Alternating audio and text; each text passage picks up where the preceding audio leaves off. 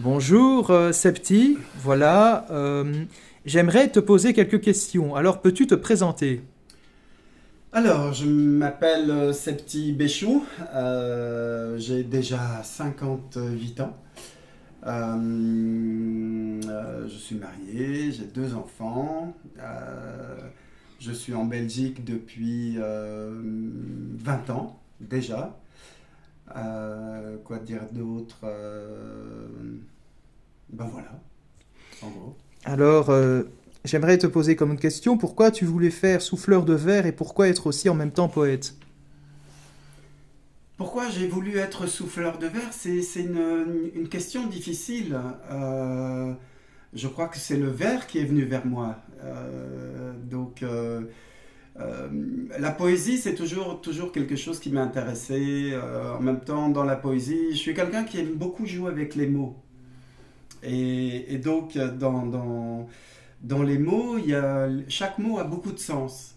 Euh, donc effectivement, dans mon travail en tant que verrier, je mélange effectivement de la poésie dans la matière qui est le verre. Ok.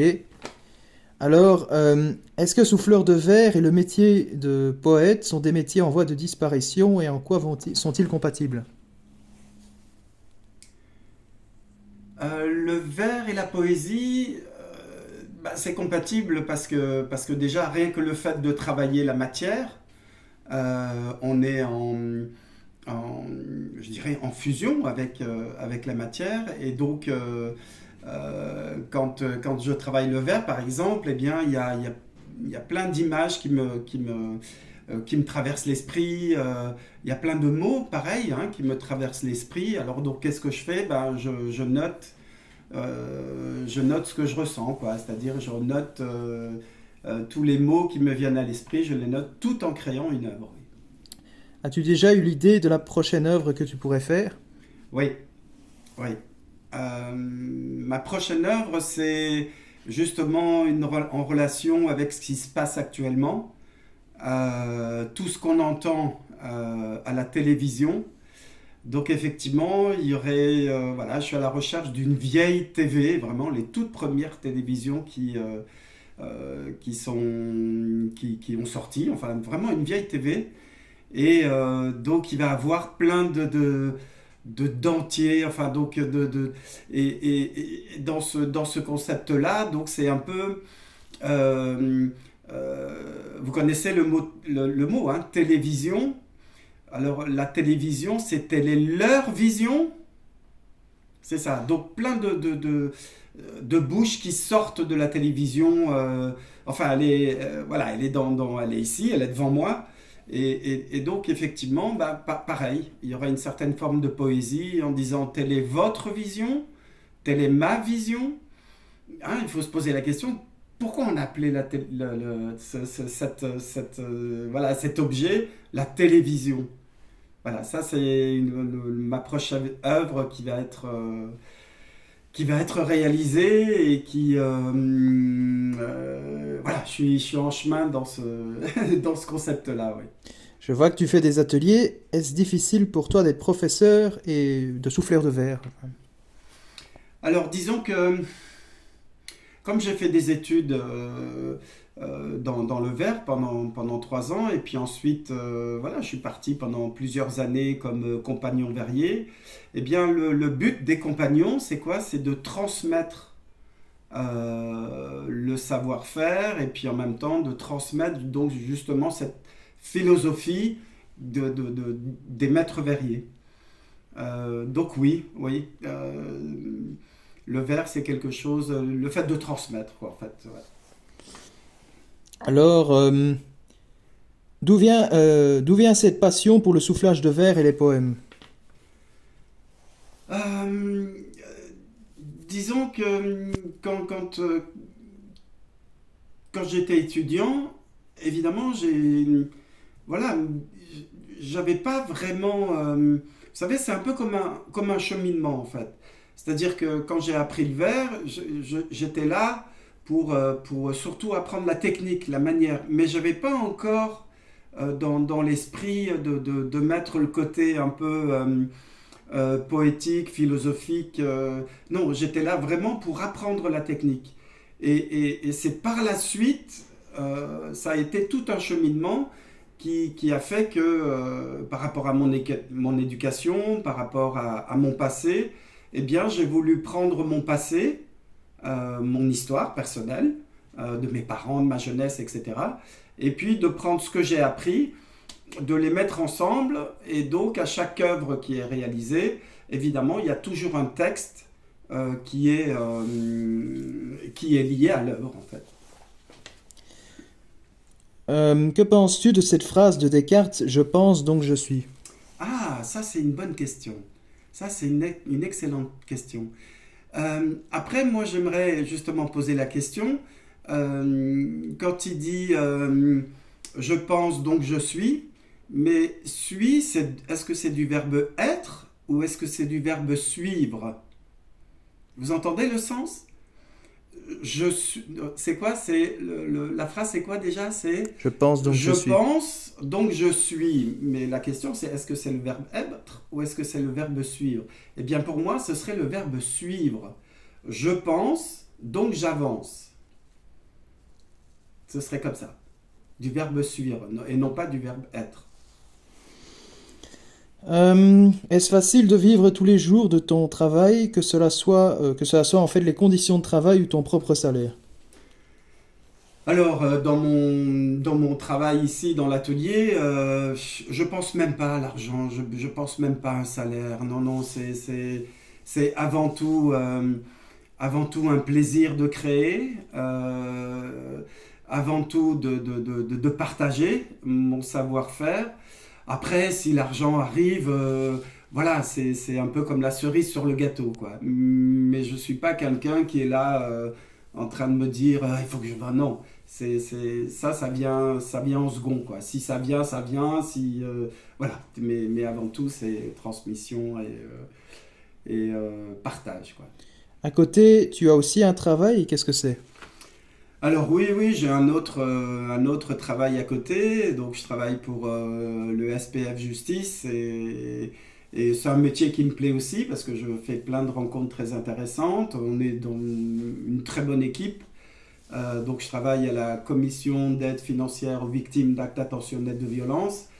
Et en même temps, le fait d'être aussi dans l'atelier, pour moi, ça me permet aussi d'être dans le réel, c'est-à-dire dans la souffrance humaine, hein, puisque je travaille dans la commission des deux victimes.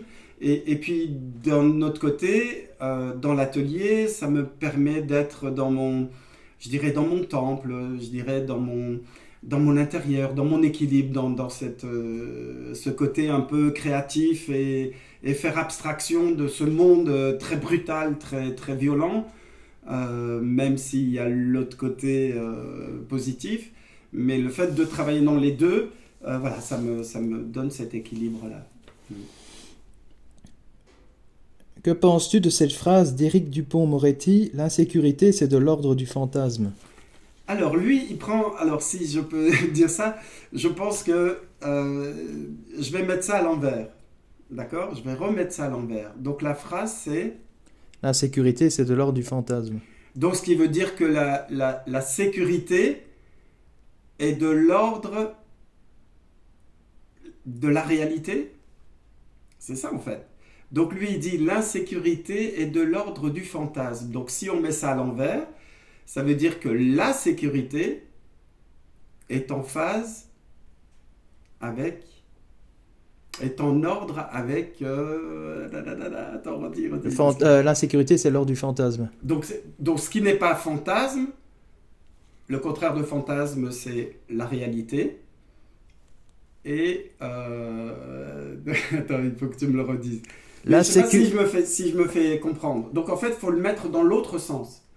Donc, pas l'insécurité, pas l'insécurité. La sécurité est dans l'ordre non pas du fantasme, mais de la réalité. On me suit? Oui? Ok, parfait. À quel type d'art peut-on considérer ton art? Waouh!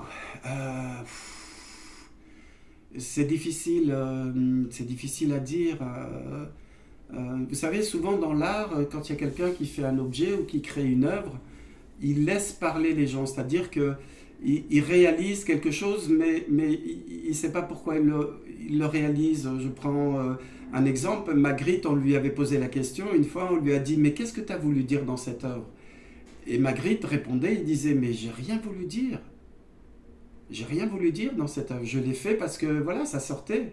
Et très souvent, les gens, euh, moi, dans mes œuvres, quand je fais une œuvre, elle a un sens.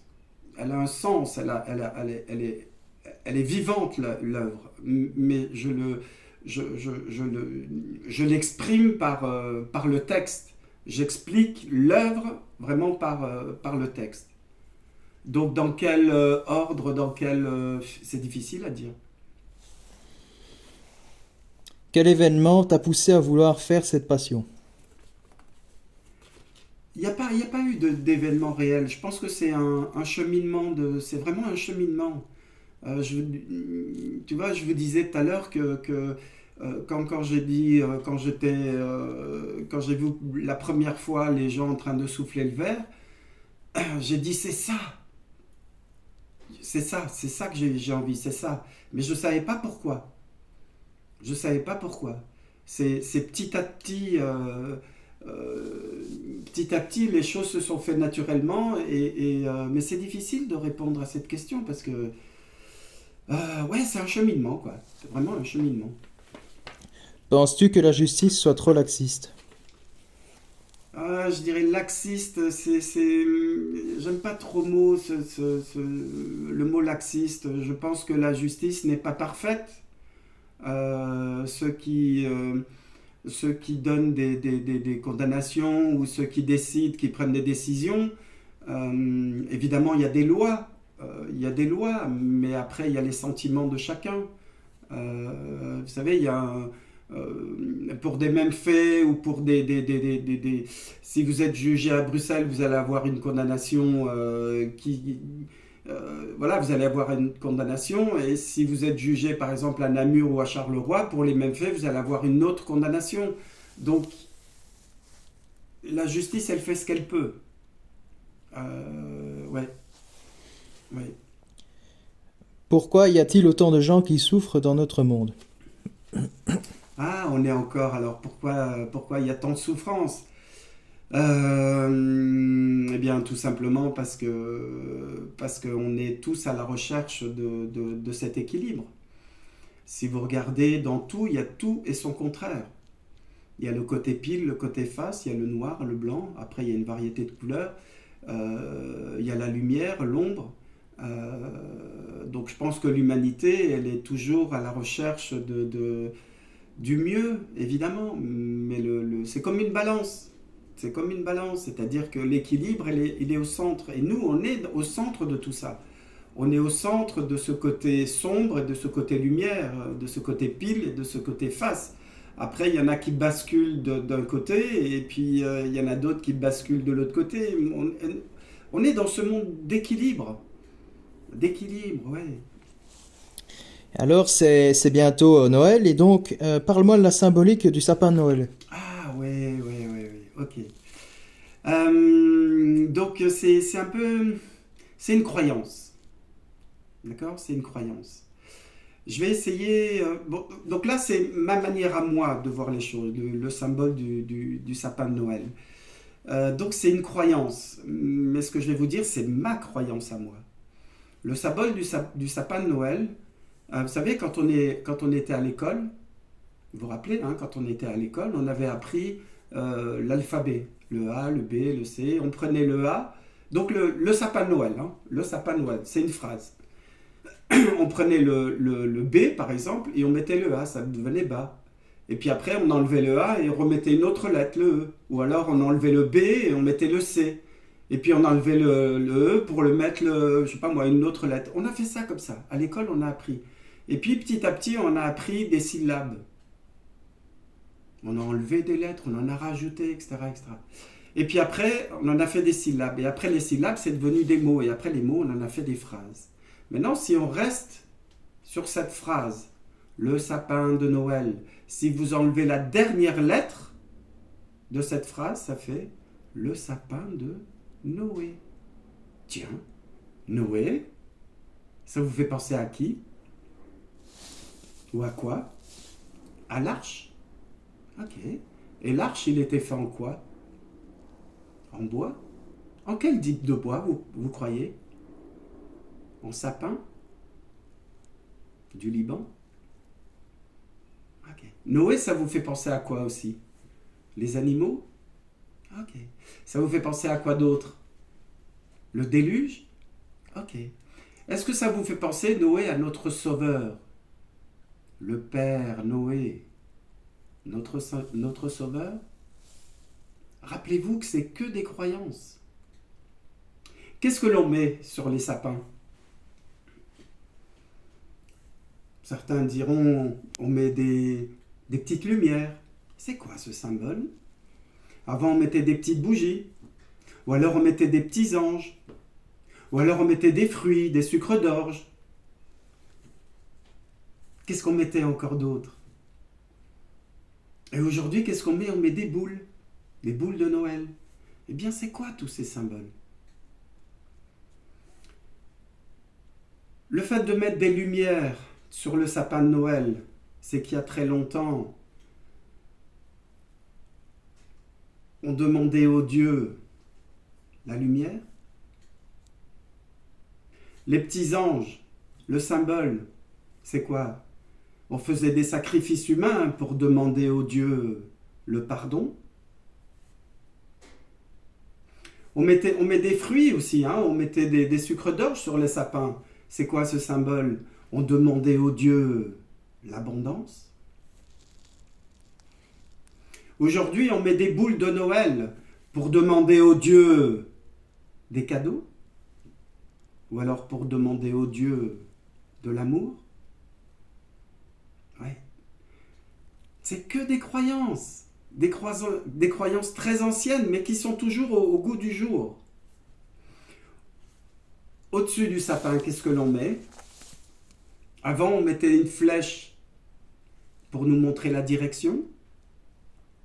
Aujourd'hui, on nous met une étoile. C'est quoi ce symbole? De quelle étoile parlons-nous? On dit l'étoile de David, l'étoile du berger, l'étoile du Nord, l'étoile polaire. Et votre étoile, vous l'avez oubliée? L'étoile que vous mettez au-dessus du sapin, c'est la vôtre. C'est pas celle des autres. L'étoile que vous mettez, la lumière que vous mettez au-dessus, c'est la vôtre, c'est pas celle des autres. Bien sûr. Tout a un sens. Tout a un sens. Oui. Donc voilà pour moi ma croyance du sapin de Noël. On appelle ça aussi un peu une histoire. Vous savez, il y a un mot bien spécifique pour ça. Allez, je ne le retrouve plus, ça m'échappe. Mais on prend des choses anciennes, des histoires anciennes, que l'on met au goût du jour. Et donc, on se remémore du passé, mais on le met au goût du jour. Ouais. Finalement, dernière question, est-ce que tu peux me présenter une de tes œuvres favorites et brièvement me parler des œuvres principales? Alors, une de mes œuvres, c'est difficile. Ah, on peut se lever. Ouais. C'est difficile de dire une de mes œuvres favorites. C'est difficile, mais celle-ci, par exemple, c'est le coronavirus. Ça a été réalisé pendant le Covid, quoi. Donc, rapidement, pour vous expliquer, si vous regardez ici, donc vous avez vu, c'est une couronne. C'est vraiment une couronne, mais c'est pas n'importe quelle couronne. Ici, on nous a dit que le corona, les deux animaux qui nous auraient transmis le virus, vous avez le pangolin au-dessus, ici, et puis vous avez l'autre animal ici qui est la chauve-souris. Donc en fait, c'est des squelettes de chauve-souris. Et puis, comme vous remarquez, ici, c'est une couronne, mais c'est pas n'importe quelle couronne. On nous a dit que le corona, il venait de quel pays? De Chine. Donc en fait, c'est une ancienne couronne impériale chinoise. Voilà. Après, il y a effectivement le texte qui est lié à l'œuvre. Voilà, ça c'est mon avant-dernière œuvre. Voilà, ici par exemple, vous avez celle-ci. Donc la technique, ça s'appelle de la dentelle de verre. Donc ici, au lieu, vous voyez, c'est une valise avec donc, de l'argent dedans. Mais au lieu de l'appeler la valise diplomatique, je l'ai appelée la balise diplomatique. Vous voyez, il suffit encore d'enlever une lettre pour en ajouter une autre, et alors tout le sens change complètement. Donc ici, j'ai voulu tout simplement exprimer en posant la question. Donc tout le monde voit ce que c'est une balise. Hein, c'est ce qui nous montre le chemin, c'est la lumière, etc., hein, qui nous montre la voie à suivre. Donc ici, je pose la question, est-ce que notre balise à nous, c'est l'argent? C'est ça notre balise? C'est ça votre balise? C'est l'argent? Ou c'est ce qui est à l'intérieur là? La lumière, elle est à l'intérieur. Hein. Elle est en chacun en nous. Hein. Notre balise, elle est là, hein, à l'intérieur. Voilà, ça c'est ce que j'essaye d'exprimer. Après, quoi d'autre? Regardez, par exemple celle-ci. Donc en fait, celle-ci, c'est un jeu qui s'appelle la console. Hein, c'est un jeu qui s'appelle la console. Posez-vous la question, pourquoi on l'a appelé console? Pourquoi les enfants, même les adultes, comme ça, ils sont dans leur chambre, enfermés dans le noir, en train de jouer? Pourquoi? Pour se consoler du monde dans lequel ils vivent. C'est pour ça qu'on l'a appelé console. Le titre de cette œuvre, ça s'appelle « Console-toi, mon fils ». Avant, il y avait un autre jeu, je ne sais pas si vous vous souvenez, qui s'appelait la Tetris. T'es triste, ma fille? Et encore avant, il y avait un autre jeu qui s'appelait la déesse. C'est pour ça, dans le texte, je dis « Toi, déesse ». Demande à tes enfants si ça leur plaît. Station. Je joue beaucoup avec les mots. Hein. Mais les mots, vous les écrivez comment? Comment allez-vous écrire les mots? Ouais. Quoi d'autre ensuite? Voilà, ici par exemple, c'est une œuvre. Si vous regardez bien, il y a des préservatifs. Donc c'est une boule. Donc c'est le virus du sida. Ça, c'est le virus du sida. Et donc le titre de cette pièce, c'est le désir. Le titre, c'est le désir. La question, c'est jusqu'où va le désir de l'homme? Jusqu'où va le désir de l'humanité? Voilà, c'est une question. Après, il y a le texte, etc. Hein? Ah ben voilà, donc celle-ci, bon, je vais juste enlever le texte. Celle-ci, elle est très intéressante parce qu'elle est un peu d'actualité, en fait. Elle est vraiment un peu d'actualité. Et si vous regardez, voilà, donc il y a une protection, une tour comme ceci, hein, elle est protégée. Et si vous regardez bien ici, vous avez la Torah, la Bible et le Coran. Eh bien, dans la Torah, il y a la loi, il y a le code civil et il y a le code pénal.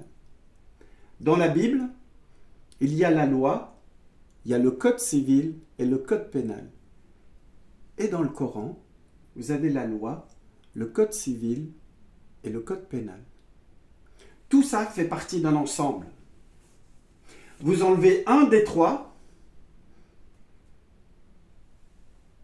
ou un des trois, vous en enlevez un des trois et tout s'écroule. C'est pour ça qu'elle est protégée. Il y en a beaucoup qui veulent détruire ça. Il y en a beaucoup qui veulent détruire ça. Et il y en a beaucoup qui veulent détruire ça. Les trois sont liés, c'est lié. Elles sont toutes liées. Ouais. Alors souvent, c'est vrai, on me dit comme ça, on me dit, ouais, mais la Torah, il manque quelque chose, elle est mal écrite.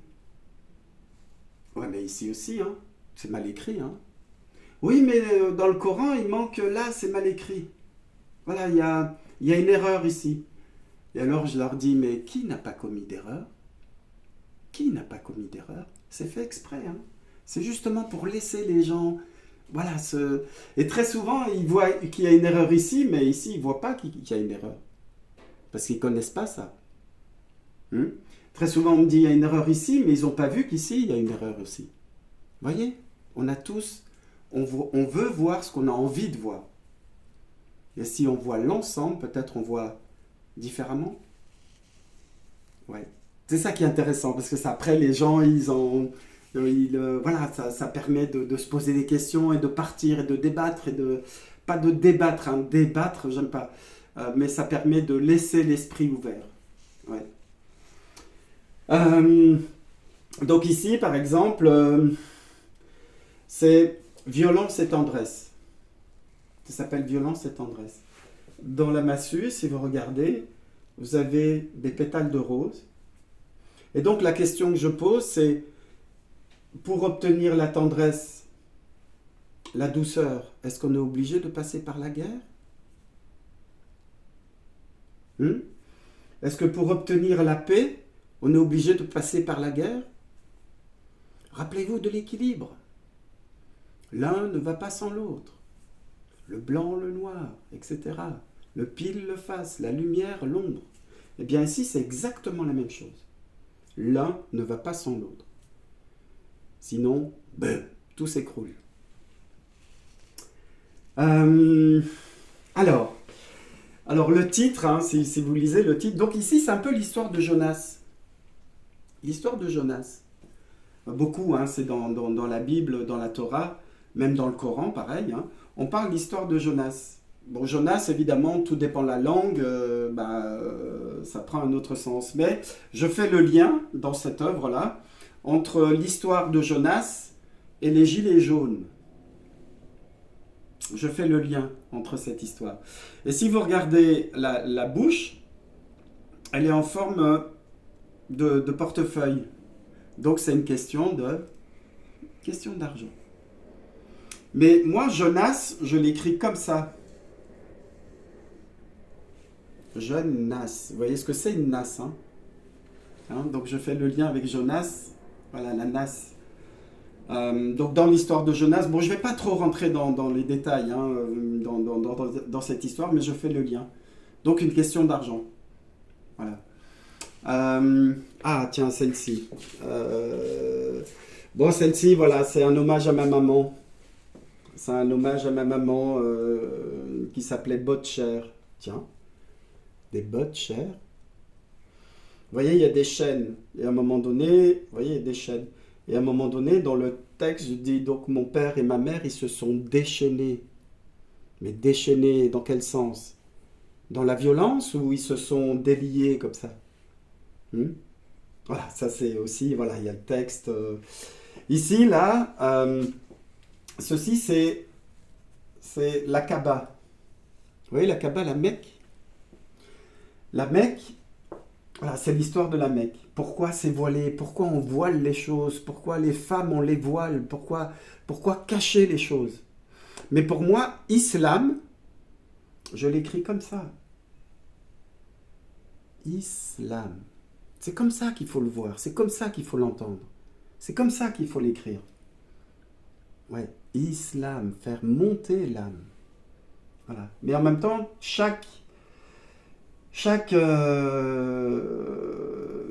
tout a un sens. Pourquoi lui couper la main? Pourquoi la main coupée? Pourquoi les ailes brûlées?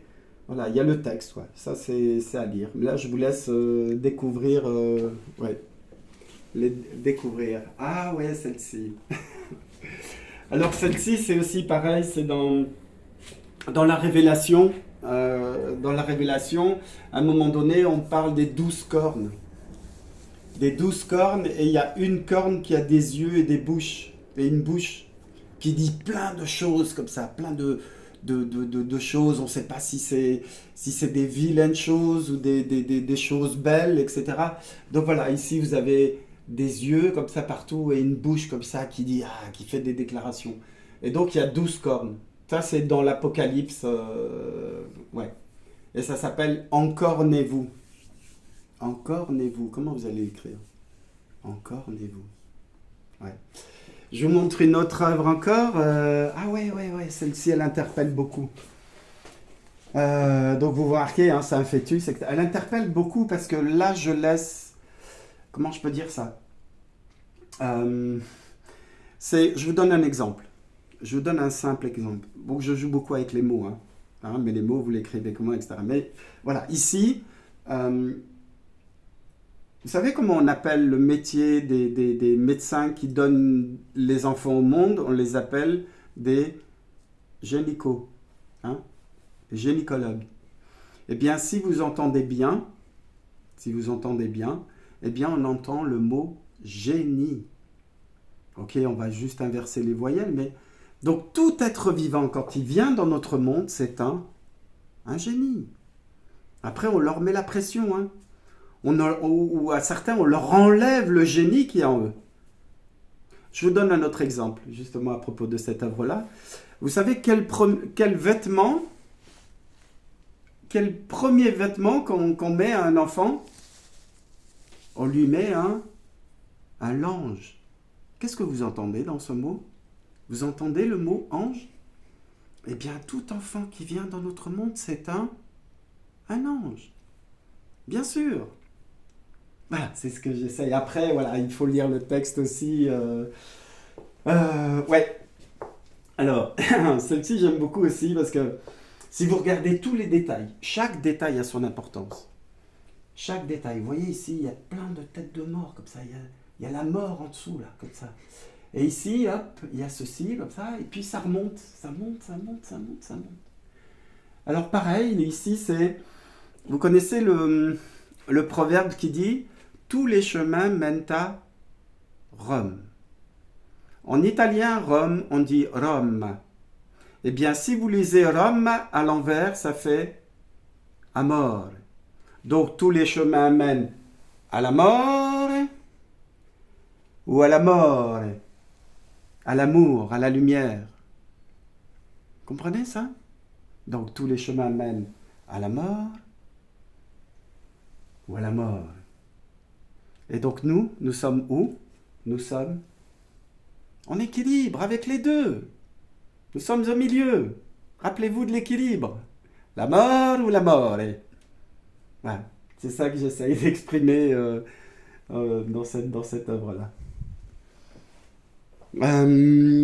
Après ça c'est plus, voilà, j'ai appelé ça branche d'Éden parce que je trouve ça magnifique. Voilà, je trouve que c'est des fleurs éternelles, ouais, que les saisons n'existent plus et que voilà, c'est des fleurs, ouais, l'arbre, la branche d'Éden, une des branches d'Éden. Hein, vous voyez, c'est très religieux, hein, très philosophique et politique en même temps. Hein. Ah, donc ici, donc dans cette œuvre-là, vous faites votre choix. Imaginez que vous savez ni lire ni écrire. Et puis il y a quelqu'un qui va venir vers vous et il dit, fais ton choix. Penser l'humanité ou briser l'âme? Vous choisirez quoi? Mais penser, vous l'écrivez comment? Penser comme ça ou penser l'humanité ou brise l'âme? Fracasser l'âme, briser l'âme. Donc voilà, brise l'âme en même temps, hein, vous voyez, brise l'âme, ouais. Donc voilà, c'est ça que j'essaye d'exprimer là aussi. Les mots, hein, encore des mots et les mots et les mots. Après, vous avez la Chanukah. La Chanukah, ça a 9 branches. Bon, beaucoup connaissent ce symbole, hein. Vous aviez avant la Menorah et puis la Chanukah. Mais le titre, c'est Hanunaki. Hanunaki, pour certains, je ne sais pas s'ils connaissent, c'était à l'époque des Perses. Si vous regardez par exemple la vidéo sur les Hanunaki, eh bien, ça fait penser justement à la Chanukah. Voilà, ça c'est en même temps, voilà l'origine. Hein. Je ne vais pas vous raconter l'histoire de la Chanukah ou de la Menorah. C'est toute une histoire lointaine, hein, à l'époque où où le temple de Jérusalem, il a été détruit déjà bien avant la Ménorah, c'était les Babyloniens, il me semble. Et puis la Hanouka, c'est quand il y a eu avec les Romains.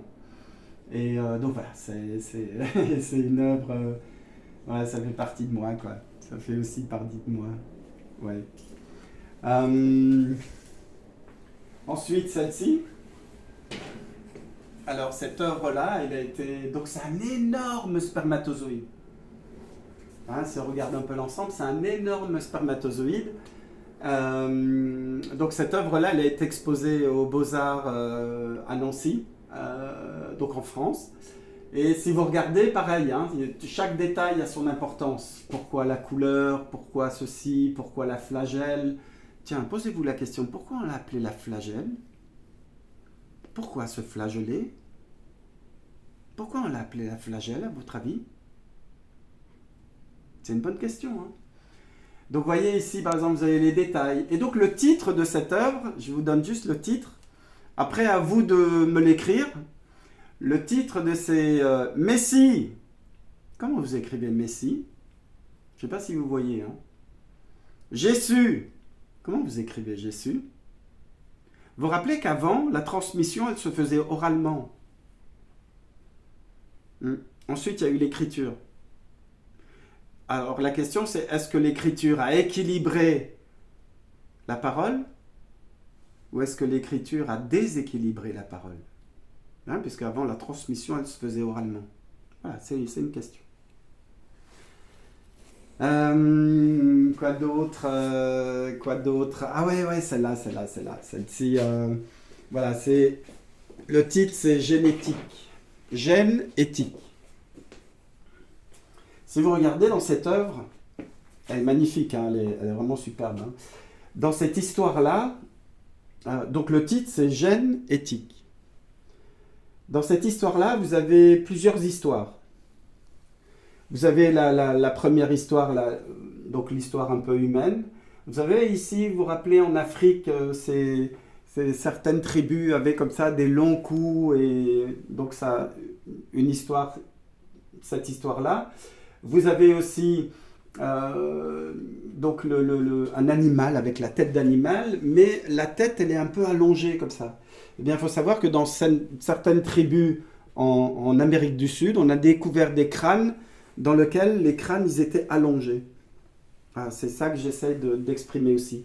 Mais en même temps, vous allez me dire, on dirait comme ça ce qu'on a découvert en Égypte dans les tombeaux, dans les tombes, les dieux, les différents types de dieux. Donc, sachant que le titre, c'est génétique, je pose la question,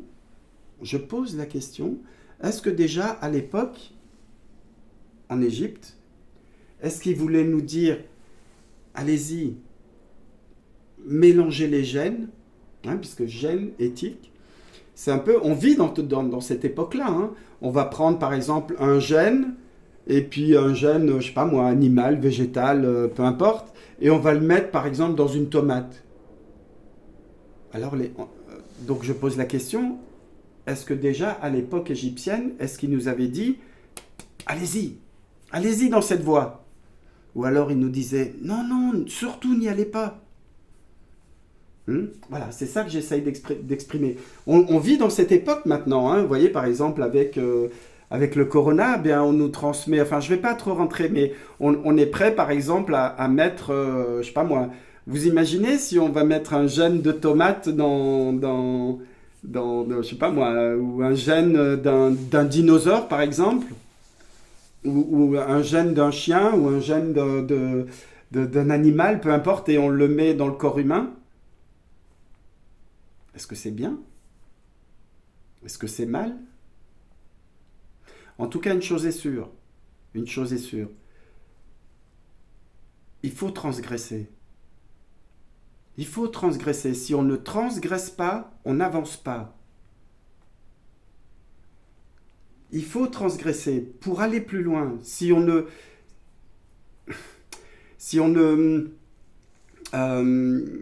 fait rien, on n'avance pas. Vous savez, l'humain, il est fait pour 3 choses. Les trois principaux. L'humain, il est fait pour tester, pour analyser et pour décider. C'est les trois les plus importantes. On teste, on analyse et on décide. Vous vous rappelez par exemple l'histoire de Creutzfeldt-Jakob? On a testé, hein? Et donc c'est un peu dans les génétiques, hein? Justement dans cette revue-là, hein? Dans l'histoire de Creutzfeldt-Jakob, vous vous rappelez, on a donné de la farine animale à des animaux qui étaient censés manger de l'herbe. On a testé, on a vu le résultat, on a analysé, et ensuite on a décidé. Eh bien, l'humanité est faite pour ça. Il faut transgresser pour avancer. Certains vont me dire, mais non, surtout pas, il y a des lois. Il y a des lois pour ça. Non. Si, pour avancer, il faut transgresser. Oui. Merci beaucoup, Septi, pour cette interview et que Dieu te bénisse. Ah, ben écoute, comme diraient certains, l'univers nous veut du bien. L'univers nous veut du bien. Si l'univers nous voulait du mal, on ne serait pas là. Hein. Donc oui, tu peux l'appeler Dieu, mais en tout cas, l'univers nous veut du bien.